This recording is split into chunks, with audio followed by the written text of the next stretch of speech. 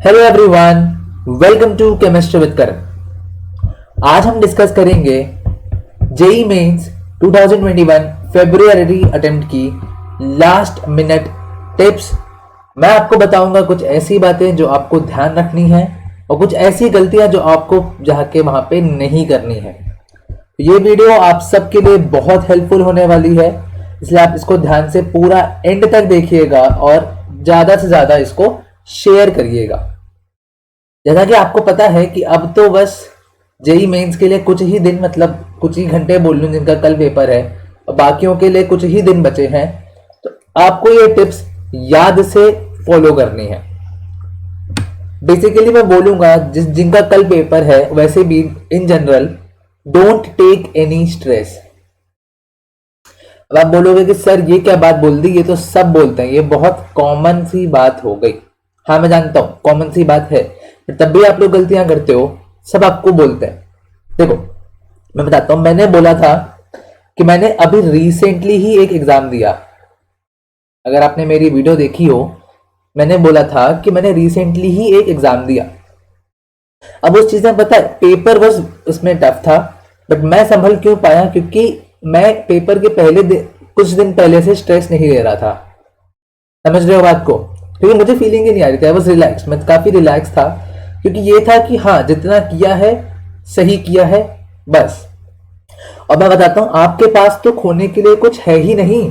आपके पास February attempt है, आपके पास मार्च अटेम्प्ट है, आपके पास अप्रैल अटेम्प्ट है, आपके पास मई अटेम्प्ट है। खोने को क्या है? इसमें नहीं हुआ तो इसमें जाएंगे, इसमें नहीं हुआ तो इसमें जाएंगे, और इन तीनों की चीजों से हम इसको तो पक्का ही फोड़ डालेंगे। आपने जितना पढ़ा है ना, जितना भी आपने पढ़ लिया है, वो मोर देन सफिशिएंट है। अब बस आपको चिल रहना है। मैं आपको बता देता हूं, जिस टाइम आपका पेपर है और उससे कुछ दिन पहले, मतलब एक दिन पहले या एक दो दिन पहले जिस बंदे ने स्ट्रेस लिया, उसका आधा खेल तो वहीं खत्म, आधा खेल तो वहीं खत्म।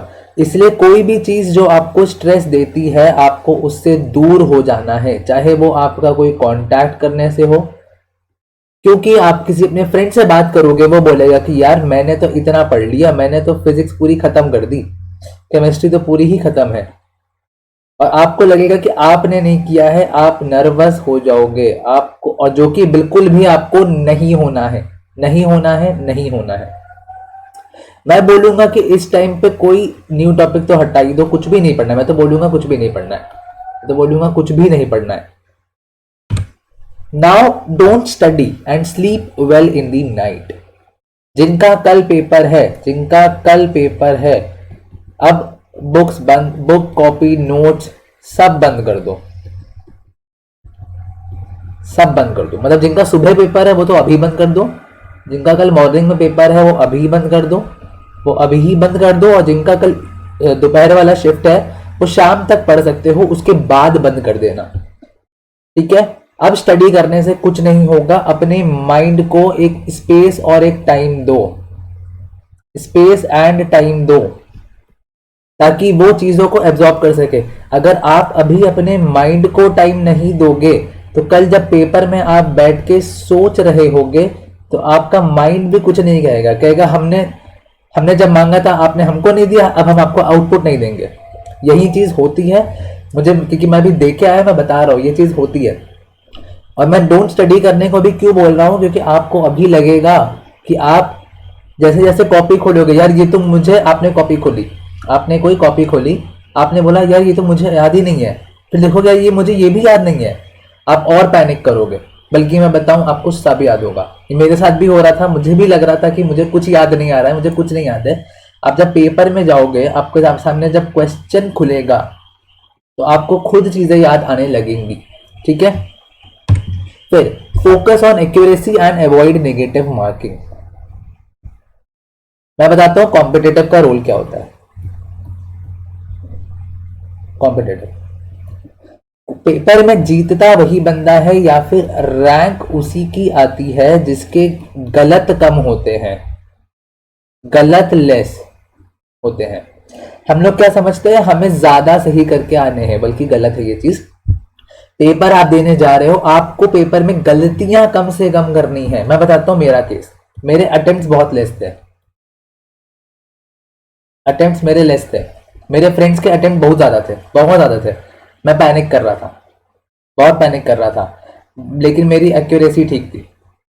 आपकी एक्यूरेसी मैटर करती है। हाँ, अगर पेपर आपको इजी लग रहा है, पेपर इजी है तो वो सबके लिए इजी है, पहली बात तो ये याद रखना।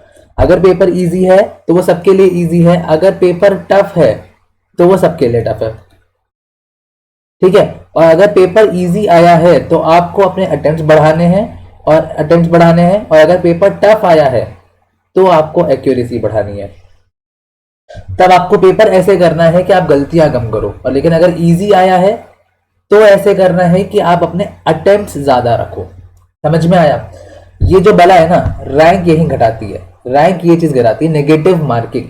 जितनी कम नेगेटिव मार्किंग पेपर में जीतेगा वही बंदा, ये चीज याद रखना। स्टार्ट विथ केमिस्ट्री, मैंने साफ साफ लिखा है माय ओपिनियन। हर बंदे का ओपिनियन अलग होगा। आप ये ना बोलना कि सर आपका चैनल केमिस्ट्री विद करण है तो आप ऐसा बोल रहे हो, ऐसी बात नहीं है। देखो, पेपर में जब आप जाते हो ना तो मेन कॉन्सेप्ट क्या है?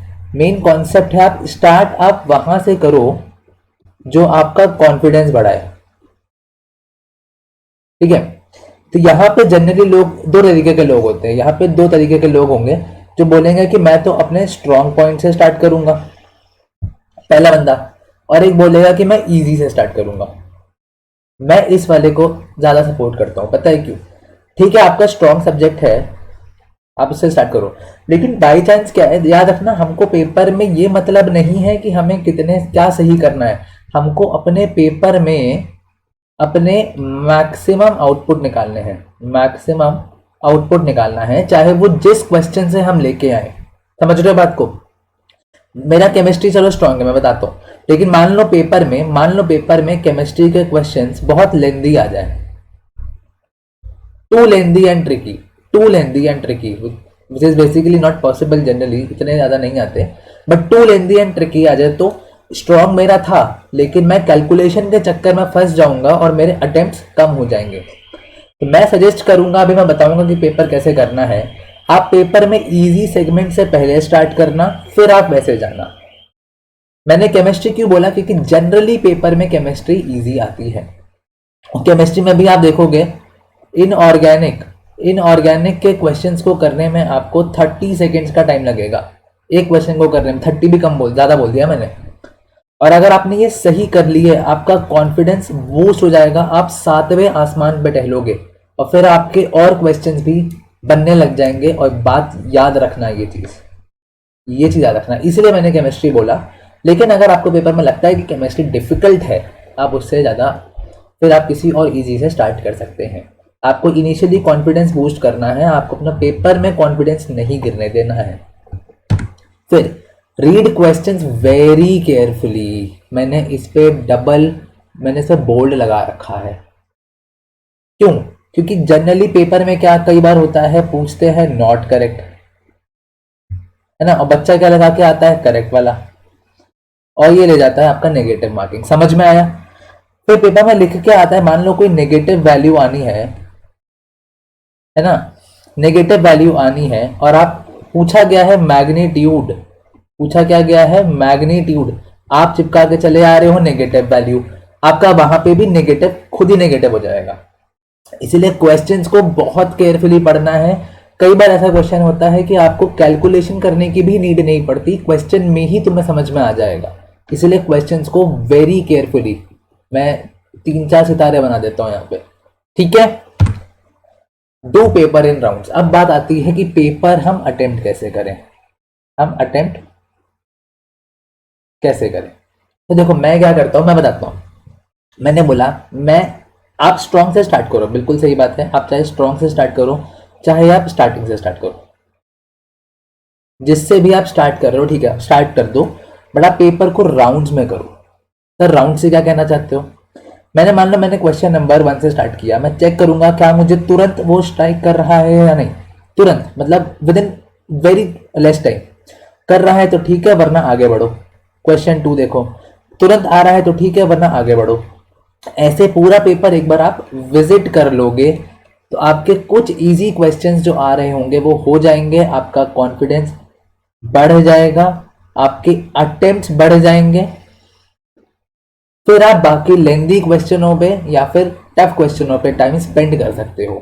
पहले राउंड में सारे वेरी इजी क्वेश्चन खत्म करो, सेकेंड राउंड में थोड़े से लेंदी क्वेश्चंस करो, थर्ड राउंड में और लेंदी, ऐसे करते करते आपको पेपर करना है, तब आप अपने मैक्सिमम अटेम्प्ट्स और एफिशिएंसी को इंक्रीज कर पाओगे।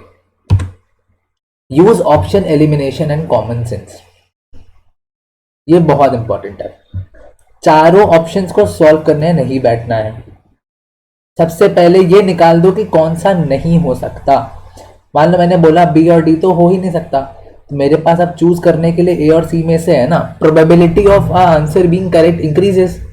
ऐसे जैसे मान लो कोई वैल्यू, हमसे कोई एक्सप्रेशन है और हमसे वैल्यू पूछ ली कि वैल्यू क्या आएगी, मैथ का खासकर बोल रहा हूँ, या फिर किसी में भी एक्सप्रेशन दे दिया और बोला सॉल्व करके बताओ वैल्यू क्या आएगी। अब कुछ बच्चे क्या होते हैं ना, A B C D solve करने लग जाते हैं, मतलब निकालने लग जाते हैं एक्स की वैल्यू पूरी इक्वेशन लगा के। नहीं, ट्राई करो, इस उल्टा चलो, ए को इसमें पुट करो, क्या ये मैच हो रहा है कंडीशन, बी को इसमें पुट करो, सी को इसमें पुट करो, ऐसे करके चेक करो ताकि चीजें सही होने लगे। अब बात आती है कॉमन सेंस।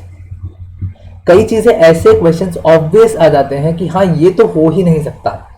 बेसिक जितना आपने अब तक सीखा है ना अपनी स्कूल लाइफ में ना, सब कुछ लगा दो कॉमन सेंस, तो काफी सारे क्वेश्चंस आपके वैसे ही सॉल्व हो जाएंगे। अब आता है don't be too fast in numerical type questions, this is very important and recheck them they are only. अब न्यूमेरिकल टाइप क्वेश्चंस आने हैं, लोग क्या करते हैं जल्दी जल्दी कैलकुलेट करते हैं, जल्दी जल्दी। आप जितना जल्दी यहां मचाओगे उतने ही नंबर नीचे जाएंगे, ये चीज याद रखना, समझ रहे हो? क्यों? क्योंकि आपने यहां पे जितनी जल्दी जल्दी करोगे आपकी सिली मिस्टेक्स होने की चांसेस उतनी ही बढ़ जाएंगी, उतनी ही probability of silly mistakes increase कर जाएंगी और आपके नंबर चले जाएंगे। टाइम गया अलग, नंबर गया अलग।